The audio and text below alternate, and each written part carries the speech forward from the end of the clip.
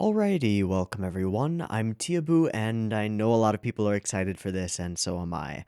We are going to watch Violet Evergarden. We are continuing our journey through the rather extensive library of awesome Kyoto animation works. We just finished up Hyoka, and I immediately put up a poll, and two things came out on top, with Violet Evergarden winning over Dragon Maid by 5 votes, which is pretty darn close for the Patreon polls. Usually, like, one thing pulls way ahead, but these last couple of polls have been relatively close. We'll see how it shakes up next time, but we've got a nice swath of Violet Evergarden episodes to watch before we get there, so focus on that. So, Violet Evergarden is a show that is hyped beyond belief, has extraordinarily good ratings, and also has some people who consider it not so good. So we're gonna have to watch it and find our own opinions and figure out what we're looking at. Expectations are visual splendor and interesting writing. So I went ahead and, as I usually do, I checked out the staff list. And one interesting thing about this show is that it's got 2 people listed with full series director credits, one being Taichi Ishidate, the other being Haruka Fujita, both of whom are confirmed to be safe after the KyoAni fire, which is wonderful. Ishidate was the main director for Kyokai no Kanata, and has many episode director credits on most of KyoAni's library of works. Haruka Fujita did the direction for the fantastic episode 8 of Hibike Euphonium and a couple of other episodes of other things scattered around, but in both cases, as far as I can determine from what I can find online, this is both of their first times as series directors. So that's interesting, being the person to put all of this together and herd cats and bring the entirety of the KyoAni staff, which is a wonderfully well-oiled machine most of the time, but still, it's a lot of responsibility to be a director. So, interesting, going to be looking at the direction here. Both of these are directors in the series sense that either have no credits in that regard, or I'm not terribly familiar with. So I'll be interested to see how this differs from other KyoAni works in that sense. The script here is written by the wonderful Reiko Yoshida, who wrote Arya and Girls in Panzer, and in my knowledge is most notable for writing and adapting K-On! Also is the script and series series composition. That's it. I was like, series coordinator. That's not right. Of some of my absolute favorite episodes of Shirobako. So she's a really well-respected director, but she does have a bit of a broad span of different types of works, and some of them are better than others. So we'll be taking a look at the writing as we go along and seeing how it works. But for now, I'm just interested in getting introduced to the world of Violet Evergarden with this episode 1, seeing what we're looking at, seeing how it goes. I'm sure that more opinions will be formed about the show itself and the way that it's structured as we move along, but I'm looking for an interesting introduction to this world and some visual wow factor, and I will be happy. But we're gonna watch this episode. Oh boy. Yeah, I'm gonna stop talking. Let's just watch the episode. Let's just do that. So, for those of you who are new to the channel, and there might be a few for this show, there will be 2 versions of this reaction video. You can find a picture-in-picture version with the video up there in the corner, linked in the description. It'll be available on BitChute and Mega. I would recommend maybe not using the BitChute version, and because this is such a visual-heavy show from what I've heard, it's probably better for you to use the timer-based versions and watch full screen on your own screen with the actual copy of the episode. So there will be 2 versions. You can watch the picture-in-picture version, or you can sync up your own copy of the episode with the timer-based version, which I would maybe recommend. If you do want to do that, there will be a beep beep timer at the beginning of each episode that we watch. It will go boop boop boop beep and red yellow yellow green and count down to 0, which is the exact same frame that I'll line up in editing where the episode actually starts, so you can get a nice sync point going on there. We will watch the entire episode. I will react to it. I am not the most like emotional or like hypey type of reactor. It's not really what I do. I like to discuss. I like to talk about what things mean to me and what I see, if I see anything really interesting going on. And I'm kind of expecting some interesting things to be going on in this show. So If you do want that discussion portion, that'll be only on the timer-based version up on YouTube. It'll all be free and whatever. So stick around for that if you want it. You'll probably notice that the videos are probably like twice the length of the episode or more, partly because of this pre-discussion and partly because of the post-discussion. But you know, mix and match, get whatever content you want. It's all for you anyway. So yeah. And the one thing that I do is there are no ads on any of my videos ever. I don't do ads. I don't do sponsorships. I don't do anything of that like that. The only thing that I do is I have a Patreon, and every week when the episode goes up on YouTube, within about 24 hours ish, the next reaction will be up on Patreon. So if you want to check that out or get access to the Discord to talk about this stuff with a rather vibrant community of nice people who talk about anime and kind of like it, check out the Patreon. It's a place you can go to support this and what I do, and it's like super appreciated, and it's my sole source of income. It's the only reason that I can keep doing this. So yeah, yeah. I said I was gonna stop talking and we're gonna start the episode. We need to do that. Two versions, timer-based version, picture-in-picture version. Yeah, if you want to do the syncy thing. Oh, the copy of Violet Evergarden that I grabbed is the Komorebi rip. It's available on Nya. If you don't know what Nya is, you should know what Nya is. It's the sound that cats make, and it's also a torrent site. You can go there and you can get some anime. It's a nice place to go to get anime. If you search Violet Evergarden and sort by most seeds, you'll find this one is the top seeded one. I hope it's the best version available because I want the best version available. If it's not, let me know and I'll see about switching it up. But for now, this is the one I've got, and this is the one that we're gonna watch, and let's do it. So, if you want to sync up your own copy of the episode with the timer-based version, get your episode 1 of Violet Evergarden ready to go, because the beep beep timer to count you down to 0 when we will actually start will be coming at you right now.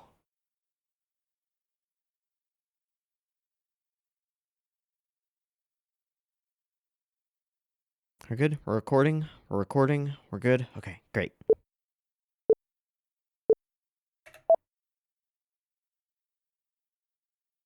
Sheets? No. The center is back. Military uniforms? Boots? Or safari? No, military. It's got epaulettes. Holy shit, that bokeh. And the edge lighting with gradients?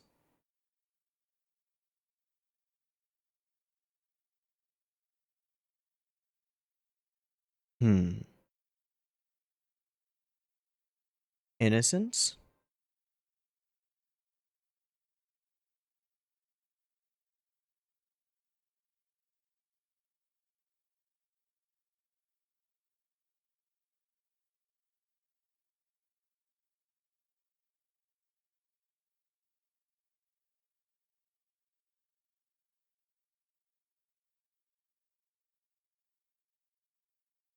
What is this feeling called?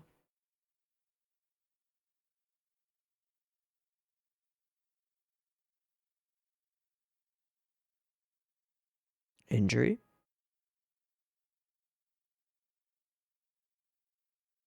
The light. Shaky.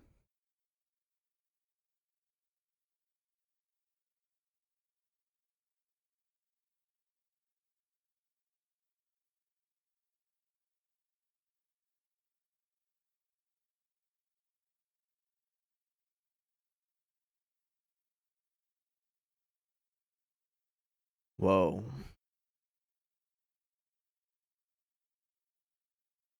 Whoa.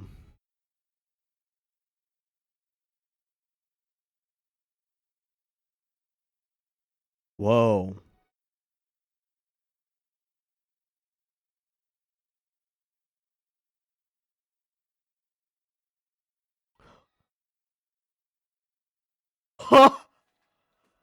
Okay. Okay, that one's CG. But it's damn good.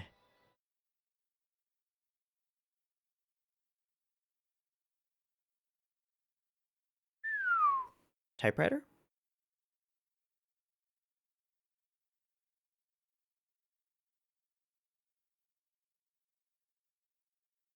Okay.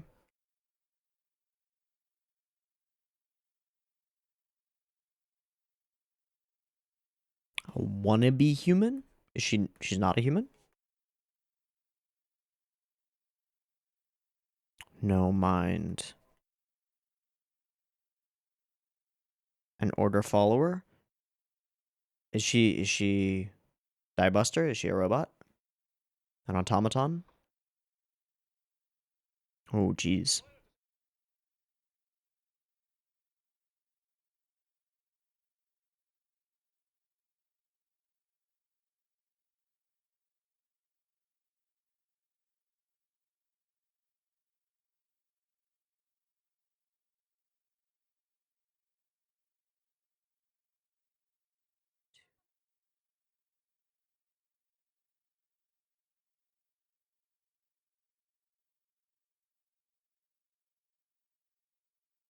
Hmm. Immensely detailed character designs.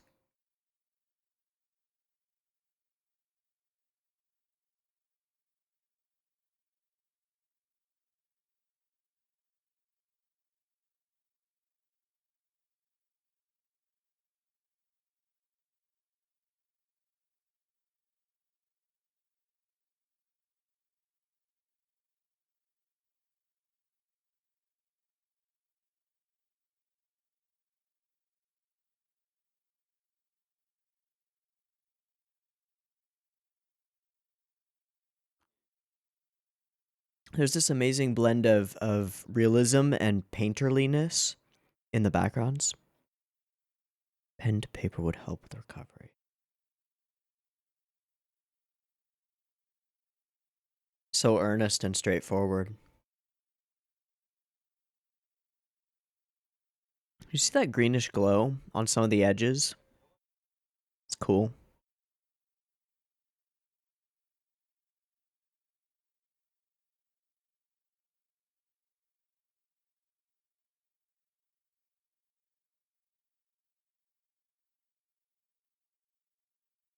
He's dead, yo.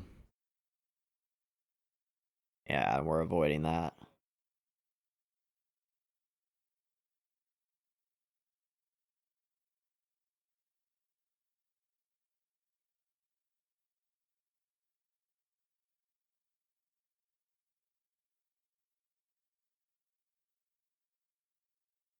Hmm.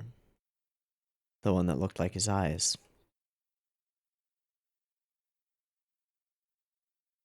Oh, girl.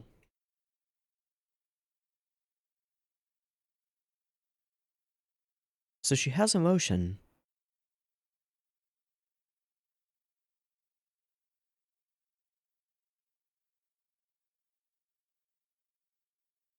But a weapon with no war?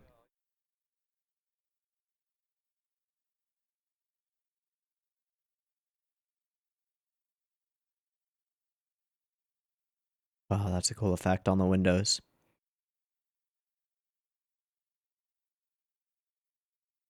War's over.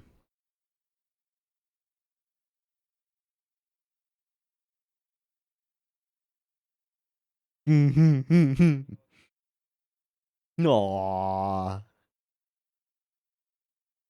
Eh.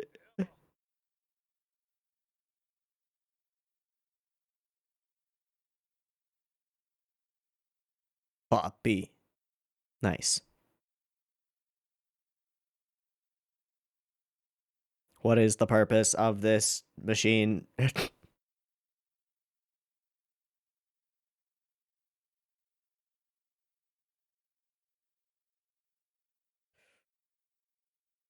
Ho ho ho ho ho. Ho ho ho ho. Oh wow. Ruins of cannons.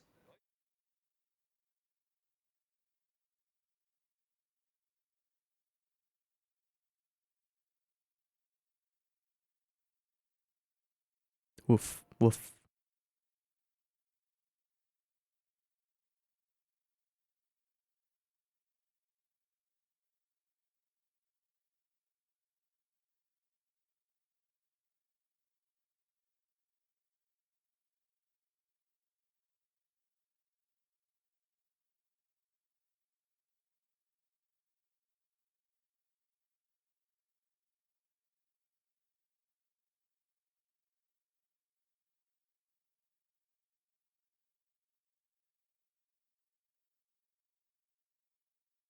What does a tool with no mind of her own do with freedom?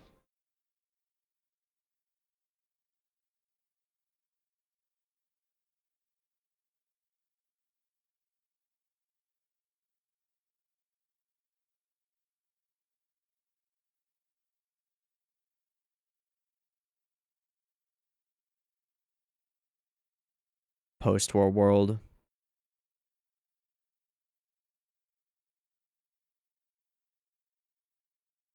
Ooh, nice place. Nice garden. Again, the painterly aesthetic.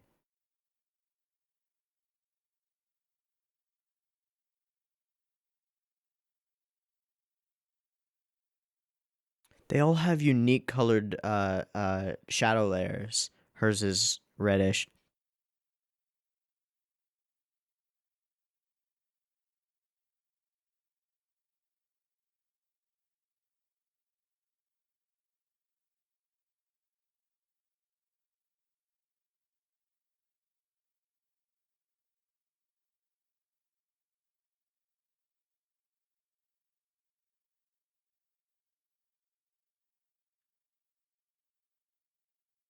Ooh, though.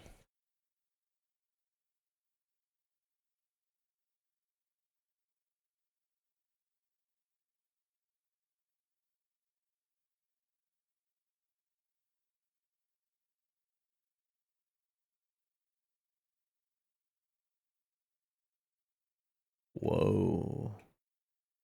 She lost her arms. Okay. But has extraordinarily functional replacements. Hmm. Some nice gloves. Mm-hmm.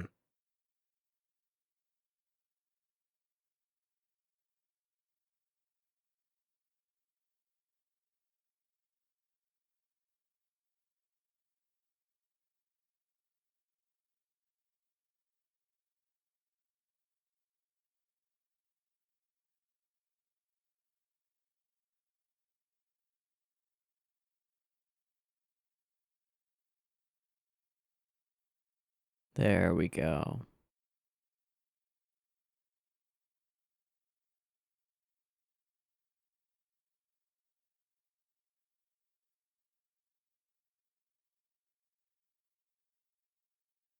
Blunt and straightforward.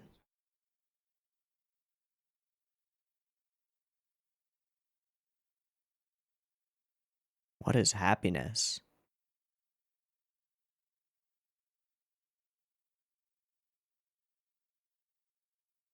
Jesus, that's pretty.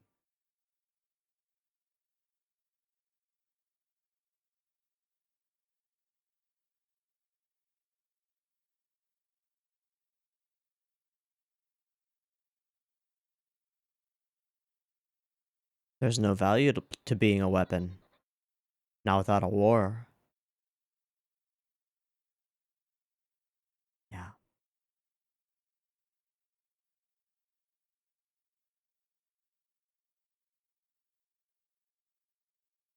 But that's not what he wants. Wow.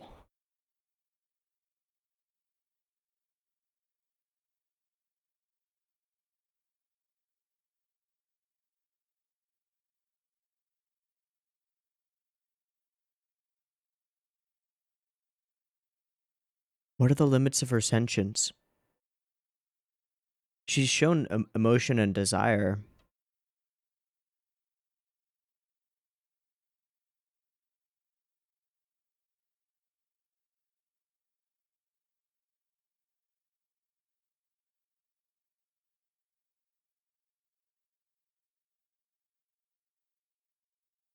That is a cute character design. I fucking love her hair. Oh my god, another one. Damn it, KyoAni, why? Ghostwriting department.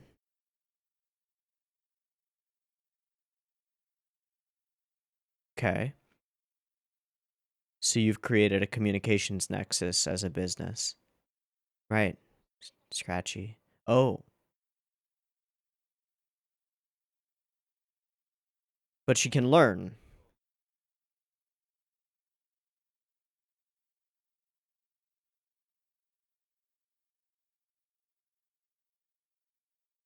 Cues from Yamada.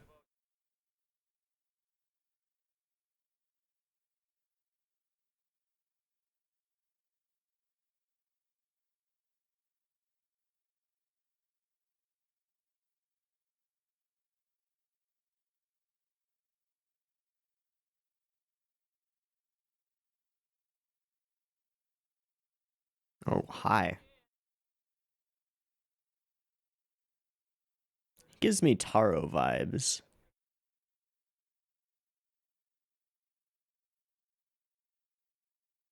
Nope. Polite bow. There we go. Again, learning.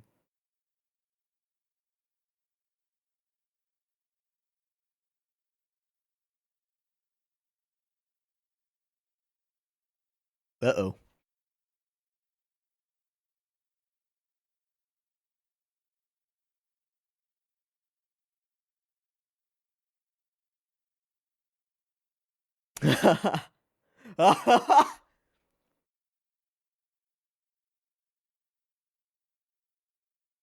Hmm. No. Yes. So skeletal. Very interesting. Eh.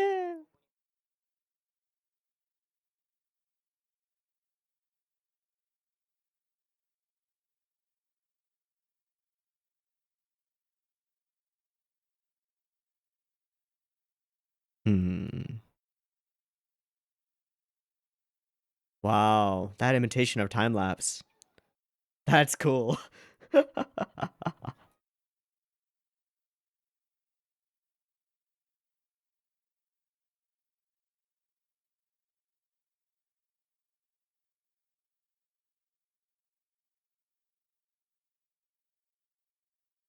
Hmm.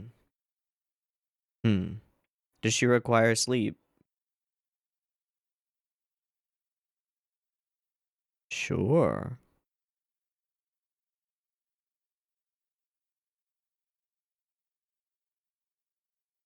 Let her loose on the city.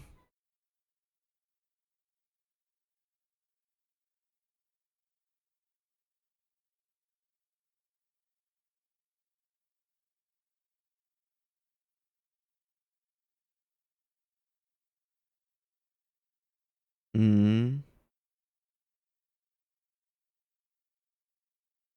That's you. That's you. Wait, that's my company.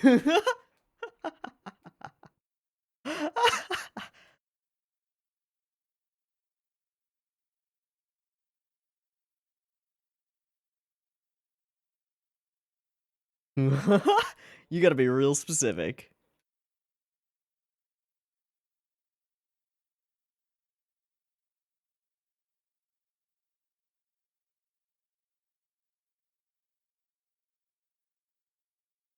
Must be told. Does she need sustenance? I assume so. How close to human is she on like a biological level? I don't know.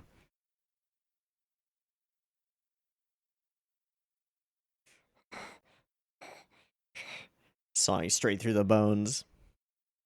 Until you become an adult?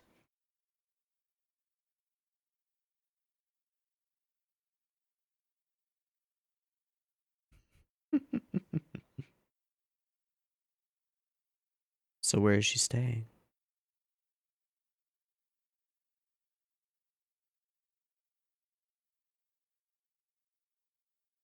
God, that fire's pretty.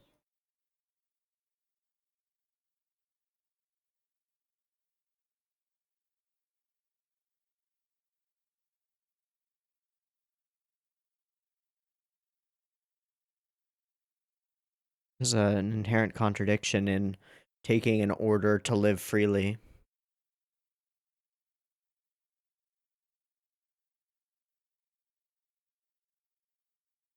Maybe. Red pill, blue pill.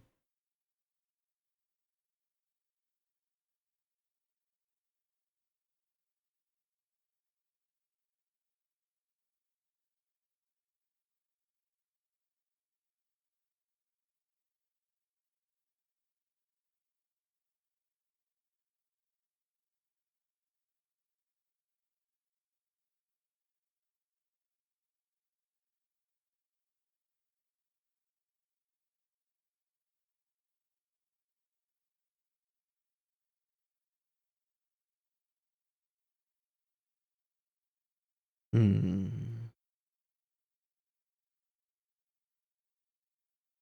Good direction choice to shoot through the fire.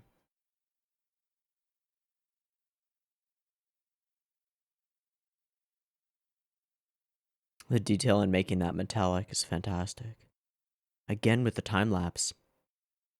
Really cool. Really difficult.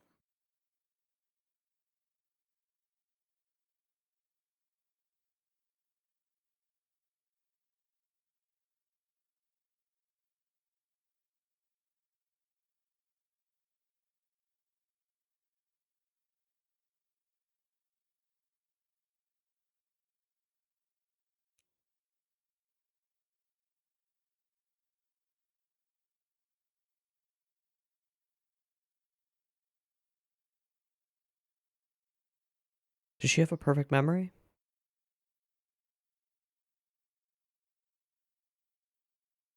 Ooh.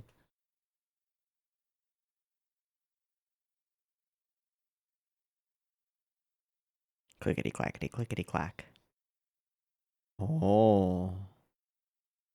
And it comes through in her voice. Oh.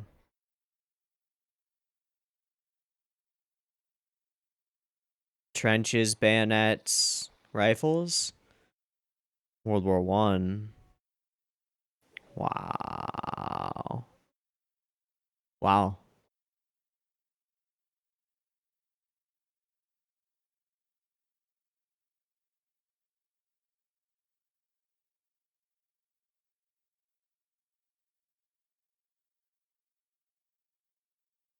Not her voice, his voice. Or her voice. Words.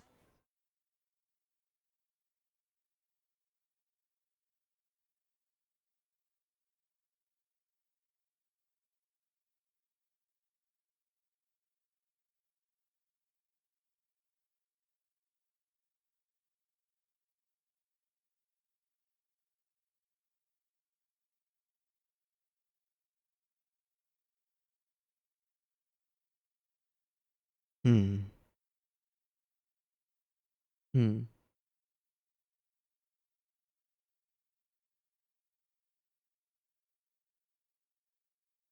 Hmm. How could you understand what that feeling was? Empathy.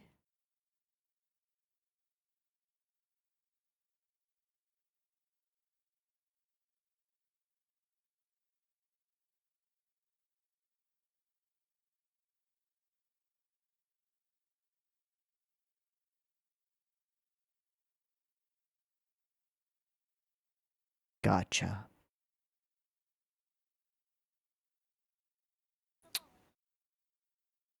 Ah.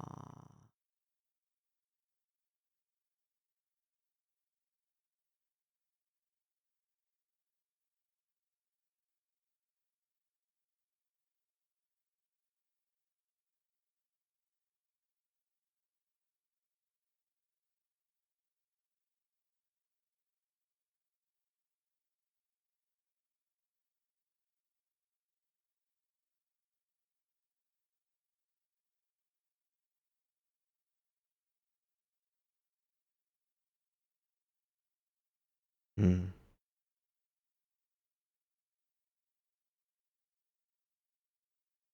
Hmm. Oh.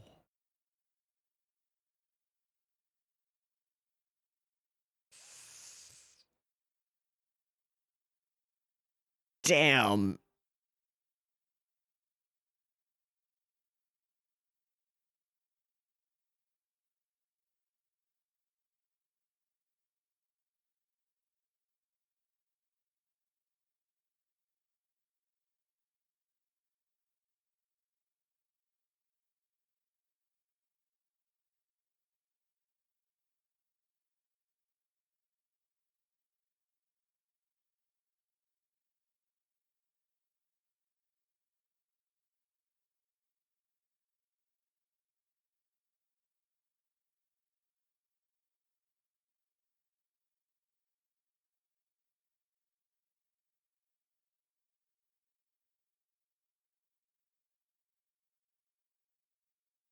Fiend.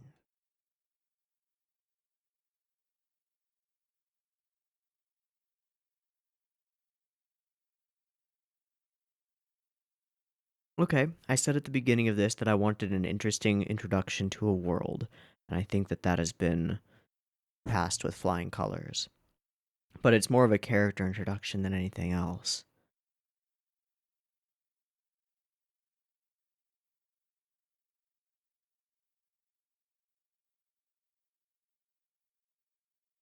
It should be clear from the title that this show is about Violet, and only about Violet.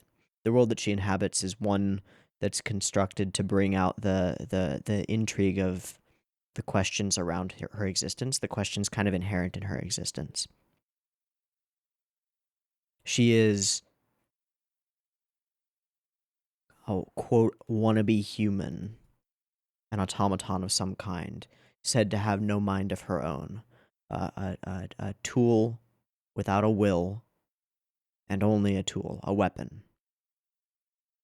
So this raises immediately a number of questions. In a world post-war, what is the purpose of a weapon? And can it find its own purpose? But beyond that, it raises questions about what does an automaton, a tool, do with freedom once granted, and is it even possible to obtain? And then it raises a further question which is, if you are living under an absolute order to run away and live free, then isn't that paradoxical? And is there any way to actually accomplish that? I think all of these questions boil down to like the nature of Violet's existence and the limits of her apparently imbued or created or crafted sentience. I hope that we explore that at some point. At present, she strikes me as a creature that is capable of free will, given her questions, and a creature that is capable of emotion but lacks an understanding of it, akin to like a child soldier with stunted emotional development and a stunted EQ, if you will. Interesting.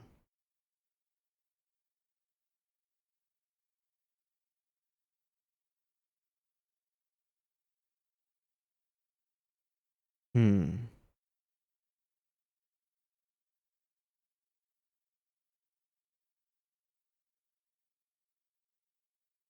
So we set everything in a post-war world, creating this sort of pervasive sense of melancholy and it's not melancholy though. It's post-war joy. It's very specific, and it's a business boom. The war seems to be modeled after World War One, but with a different line of technology that doesn't seem like it's necessarily important for plot reasons. I don't expect that we're gonna go very far with like world-changing plot. This seems like an intimate and personal story of a person discovering what it means to be, oh, there could be a long list, free, emotional, to have empathy, and as stated directly, what love means. The very first thing that Violet says in the episode is the question to not Hodgins, Gilbert. Um, what is this feeling? She has these feelings but doesn't understand what they are or how to relate to them or how to understand them. So if her purpose is to become someone who empathizes and puts other people's feelings on paper, specifically people who are illiterate, at least that seems to be the case. And given that we're in what seems to be a World War One, post World War One inspired world, that kind of makes sense that there would be rampant illiteracy.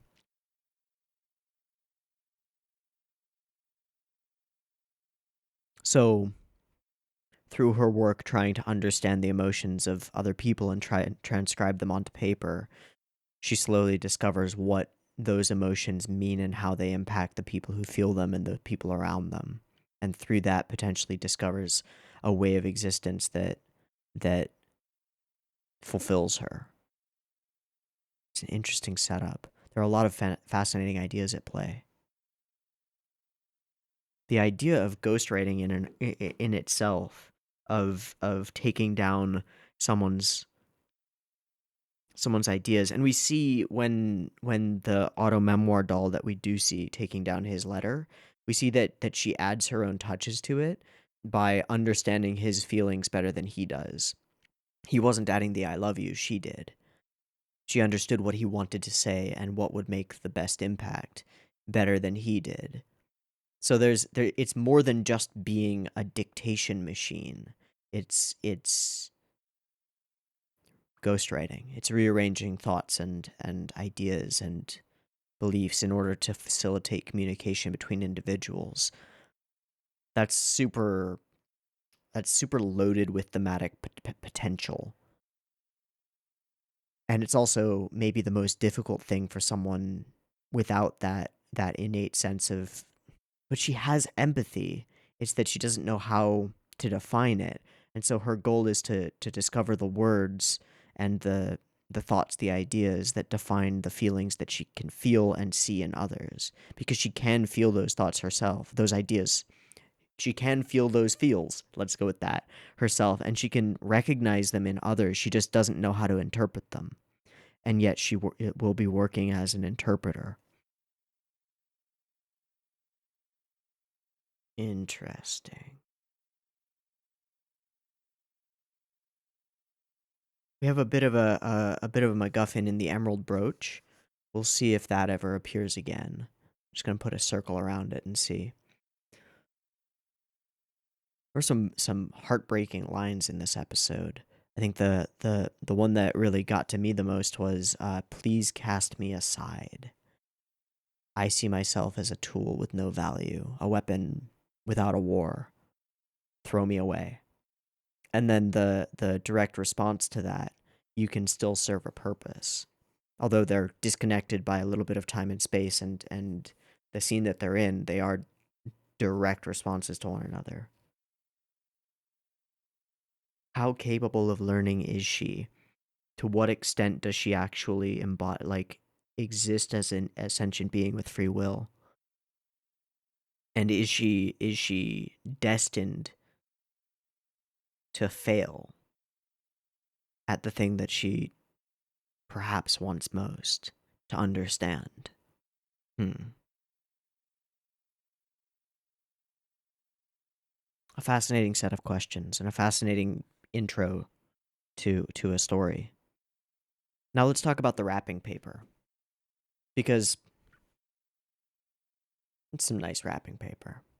There is a whole lot of KyoAni talent on display here, and I call it KyoAni talent specifically because I can't think of anyone else who would do anything like this. The number of layers of shading that we have consistently in every scene is kind of fucking absurd. So we have this almost, okay, if you ignore this portion right here of his hair, this hair has your almost standard three-tone shading, right? We've got the dark shadow, which is in this case the same color as the line art, and then we've got this red, and then we've got this much lighter red. And that's your standard.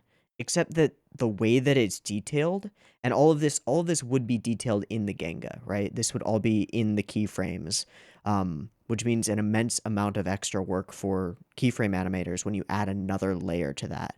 And in almost every scene, for almost every character, there is another layer to it. But it's not just work on the keyframe animators side, because that means that the coloring crew has to do one extra layer to add this other layer of specific, like, character colored color for the deeper shadows, which are actually done brighter. It's kind of really fascinating. It's almost like reflected light from a surface, and it adds an interesting amount of depth to the characters themselves.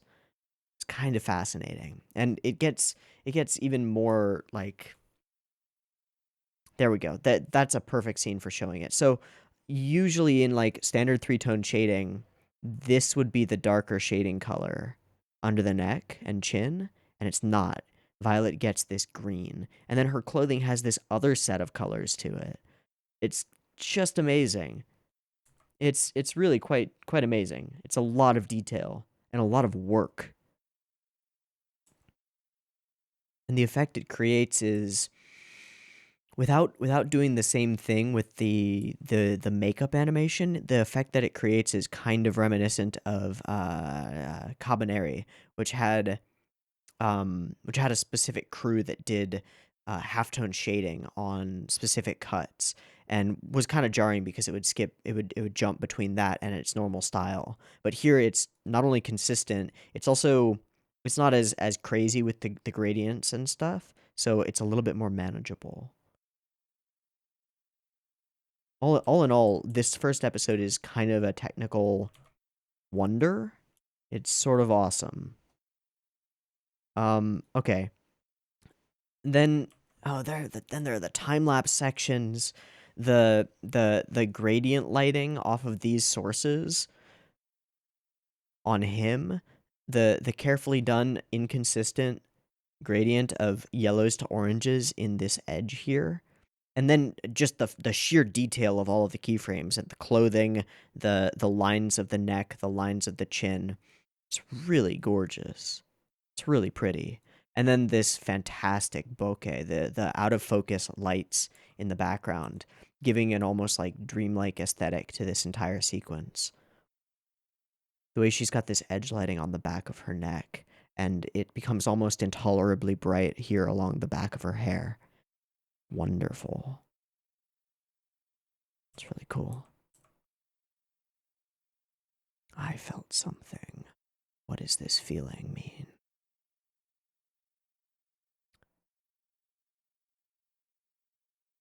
There's also just in terms of sheer art and animation, there's fantastic character acting. Um, doing things that are relatable, that our mirror neurons pick up on and make us feel like we're doing the thing that she's doing. It's really cool. Look at the interesting like yellowish green gradients along the edges of some of her hair. That's all added in post. It's almost got a ufotable feeling, but it's got a sort of softness to it that's so distinctly Kyoani. I don't know. And then you see this light green blurred line around her chin. That's so unique and so different. Hmm. And the way that these sprigs of hair that stick out from her head go out of focus, that's actually really clever because it means that there's nothing sharp or pointed that would detract from the canvas that we're actually looking at here in the center of the face. That's really cool. Okay, and then there's this intro to the world sequence as her letter floats away and is lost to her, but shows us the the place where she exists. Shows us this land. And the landscapes are kind of breathtaking. I think this is 3 layers. Would assume so. Looks like it. 3 layers, and all of them are out of focus just a little bit. And yet, partly because they're out of focus, they create this immense sense of detail and depth and realism because everything is moving by too quickly for us to really see.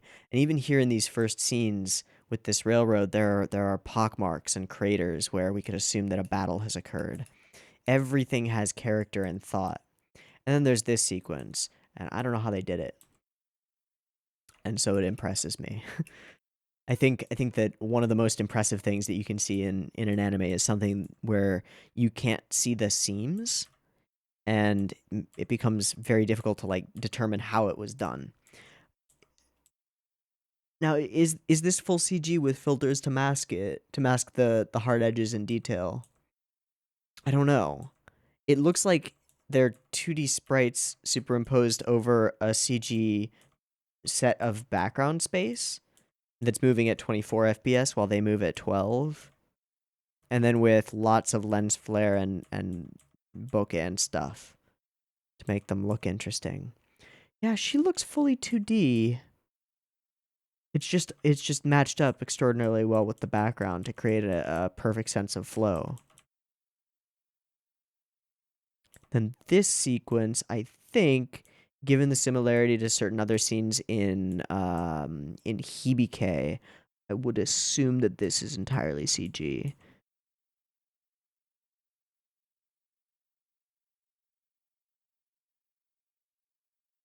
Yeah. It's fantastic though. Then once we pull away, we can add a clarity to it, bring it into focus. It's kind of a masterpiece of hiding the seams, which is a big part of anime and animation in general. Really cool. One thing that's kind of amazing is a lot of Q&A works use real life backgrounds, or real life inspired backgrounds. So they'll go and do specific research on places and then construct their backgrounds off of real places. And I wonder if they did something similar here. Although I feel like they would maybe have to go to, I don't know, somewhere in England or Scotland or France maybe, and find places that look like this, because there's a distinctly European feel to these landscapes. But one thing that I really like as an aesthetic choice is that they're not trying to be perfectly detailed. And I called it this during the reaction itself. I called it a painterliness. The brushstrokes show, and it gives it a different kind of realism, an aesthetic quality that isn't photographic realism, but still strikes us as beautifully detailed and fabulously rendered, and it makes the characters feel more like they exist in this world. Like the roof of this building is brushstrokes of layered color, and the brickwork has flaws to it, and it makes it feel more real that it's less real. Does that make sense? I don't know if that makes sense. And yet at the same time, there's brilliant detail in the lighting and the reflectiveness of these window panes that makes them pop and centers the eye. It's really cool. And then of course these beautifully done gradients of lighting that are just immensely consistent over each object in the room. Extraordinary background art. Who did the background art? I want to find that. Staff. Background. Oh, Shoko Ochiai is listed as background art. And then art director Mikiko Watanabe. Ochiai-san. Background art. Hibike, bunch of episodes. Hibike movie 2, background art. Higashi no Eden, background art. Interesting. Moretsu Pirates, of all things. Interesting. Ucho Tenkazuku. I'll keep an eye on that. And then certain episodes of Sword Art Online in interesting, and Koi no Katachi. Okay. So a frequent appearance on the KyoAni staff for background art. That makes sense. And then art director Amagi Brilliant Park, Kobayashi, Kyokai no Kanata, Phantom World, and Violet Evergarden. And Mikiko Watanabe is no longer with us. Damn. Damn.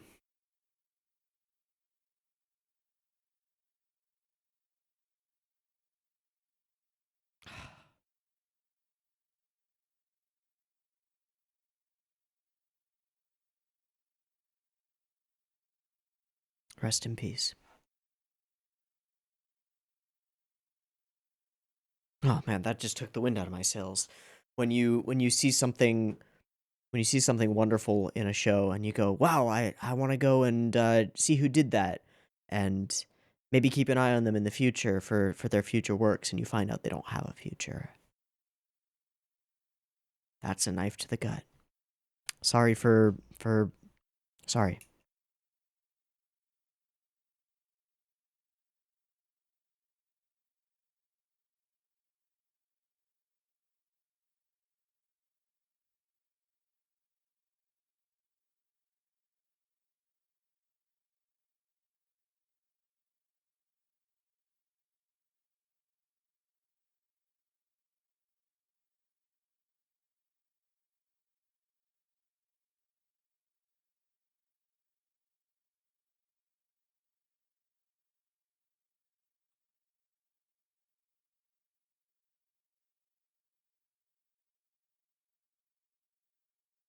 broken bridge, a society recovering from war, and yet nature is growing over the cannons, growing over elements of it. But are those from this war, or are those from a past conflict, part of the cycle? Don't know. Maybe we'll find out at some point. We get flashes of this scene. I guess if we were paying attention to it, we might notice that her arms are missing already. The detail on these rough old stone walls is fantastic. I don't particularly like the framing of this scene. I will say that. And there were a number of points in the episode where I thought that the certain shots could be framed a little bit better. I mean, there is this line that kind of directs us toward her, but the way that the staircase functions, like, it doesn't pull my eye to where I want to be focused. It pulls my eye over to for you guys, it's the left of the screen, over here, as opposed to over here. It's not bad, but I feel like it could be improved. But maybe that's intentional. I don't know.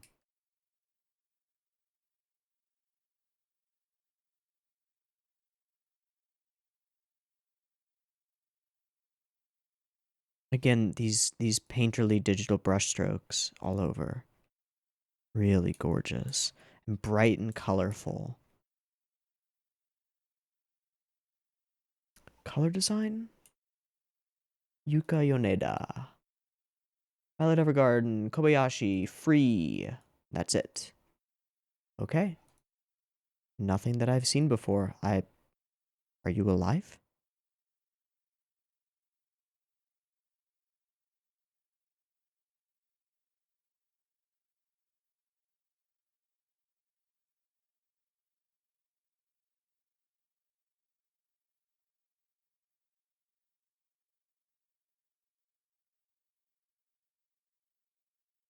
Not listed as a victim.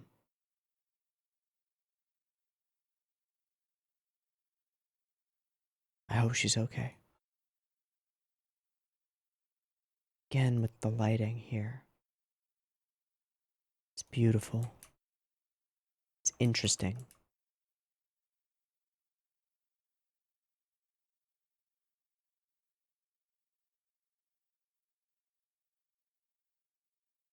The detailed shading on the mechanical hand. I particularly like the choice to remain in 2D for the mechanical hand and to avoid making it too digitally. I also love the way that one side of this light is hardline and the other side bursts out into, like, this gradient over here. The background art is just stellar. And the characters do feel like they inhabit the space. It's amazing how much, like, depth has been created in the photography stage.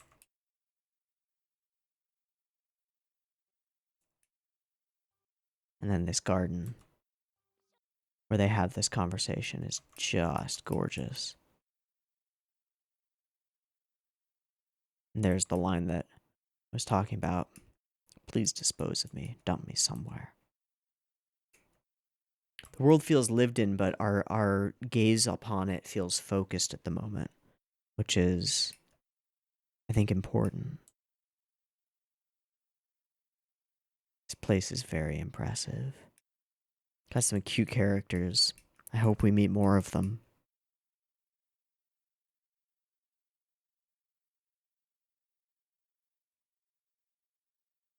He's an interesting one. Seems kind of lazy, but not that lazy. It's an interesting one. And then there are these time-lapse sequences, which I want to watch one of them through. Motion of the clouds, the appearance and quick movement of the boats, bits of lens flare, the sparkles on the water, and the continuous shift in coloration as the sun tracks down and then becomes sunset. And then it cuts into a frame of something unimportant, but with the same lighting and tone. And then our character enters frame. That's clever.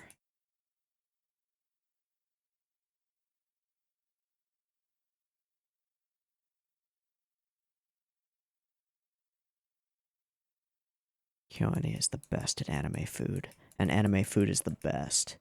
Looks so good. Little bits of Yamada feel to some of these cuts, specifically of emotion through feet. And there was one, yeah, very isolated in this moment.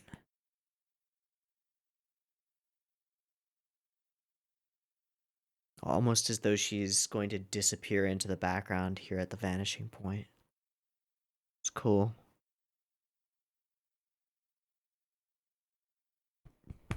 And then clever and directly thematic to shoot her through the fire of this lantern. Or oil lamp or whatever. Again, that hand is gorgeous. It's gorgeous. Combination of gradients to make it really feel like metal. But not quite like a steel or an aluminum or anything. Because it's supposed to be adamantine. Whatever. Then we come to the end and introduce the road ahead, I suppose. And at the same time, we show the past that she lived in. And a pretty dope action sequence. With a whole lot going on.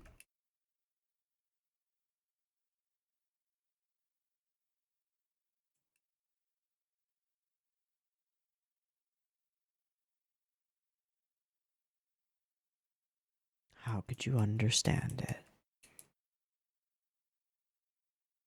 And then we shoot this entire thing in the reflection of the clock. It's clever. So, a fascinating set of ideas wrapped up in gorgeous wrapping paper. We'll see how those ideas are explored and whether any of them come to fruition. I'm expecting a lot of visual storytelling. And I suppose if each episode is going to focus on taking someone's memoir, I don't know if this is episodic or if that's just going to be a backdrop. But if it is episodic and each episode is focused on a story from this world and Violet's ability or inability to attempt to relate to it and her growth through that. There's probably going to be a lot to talk about. Cool. Okay. I think that wraps up my impressions of the first episode of Violet Evergarden. If I missed anything or there's anything specific that you want to point out, throw it in the comments. I'll read them. If you want the next week's reaction, it'll be up on Patreon soonish. So check that out if you want to. And we're in for a visual feast, aren't we? Cool. Well, I've been Teeaboo. This has been Violet Evergarden, episode 1. I hope you've enjoyed it as much as I have, and I hope to catch you next week when we watch some more. See you there. Peace.